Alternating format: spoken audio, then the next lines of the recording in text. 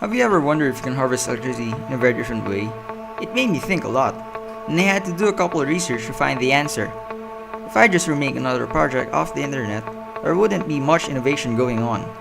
It wasn't easy to think of an energy alternative that's not related to wind, solar, hydro, or biogas. But there was this time where an idea just hit me. Thousands, hundreds of thousands, or even millions of footsteps land each second. Each footstep creates a great amount of force. Force that's equivalent to your own body weight. We know as a fact that an average human takes 7,000 steps a day. So I asked myself, maybe it's possible to harvest electricity from our footsteps. Maybe I can charge my phone or my flashlight with it. Yes, it sounds like a crazy idea, and judging by the sound of it, it doesn't even have a practical use. Neither will it solve the world's energy crisis, but at the end of the presentation, it may even be proven wrong. I'm a Filipino. I live in the Philippines, and just by looking around my surroundings, I can see that a lot of people are suffering from poverty. And just like what Angelo Casimiro said, a simple source of light is a big deal for people who don't have access to electricity. Hi, I'm Angelo. I'm 15 years old and I live in the Philippines. I've been making projects since I was 4, and back then I used to do a lot of things with my grandpa. We used to spend time together making projects.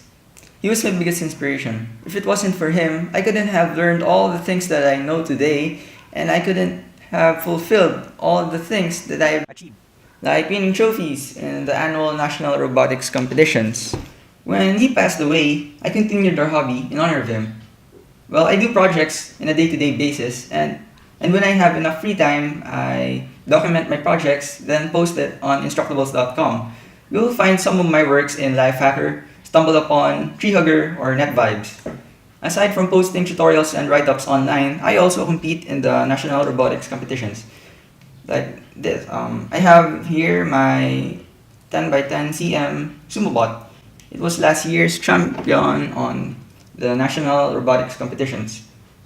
And it's possible that I could compete in Beijing this year.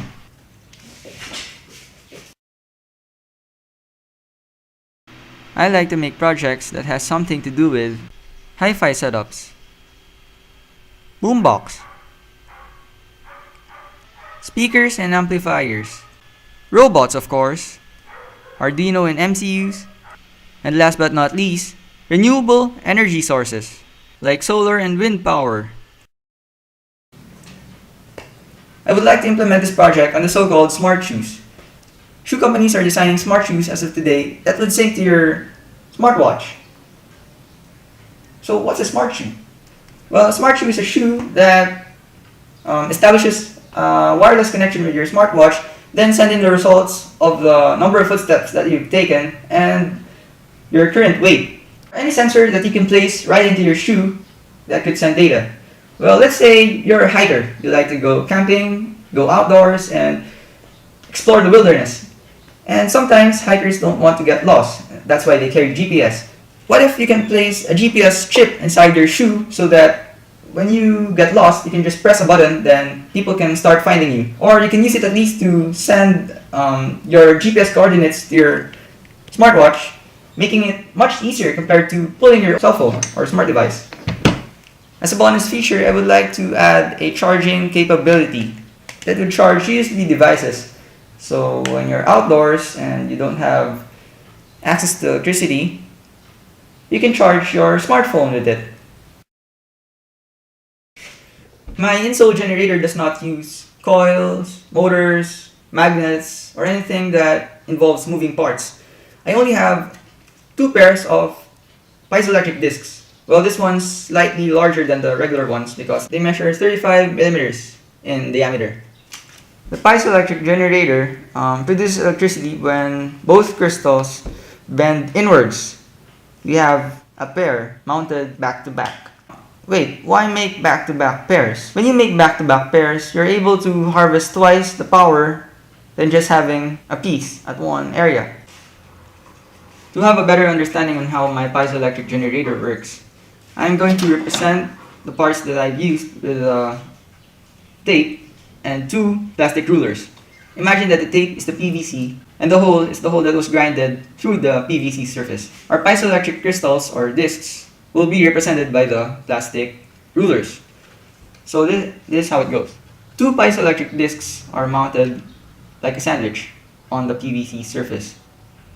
You'll notice that it's mounted back to back, and there's a huge gap in between both discs. Now I added a foam pusher for the piezoelectric discs to bend inwards. You all know that piezoelectric elements produce electricity when they are actuated. That means they are subjected to mechanical stress. In our case, we're stepping on it. So the discs bend inwards. That's going to produce a lot of electricity. So why use two? Why not use one? Well, the answer to that question is pretty simple.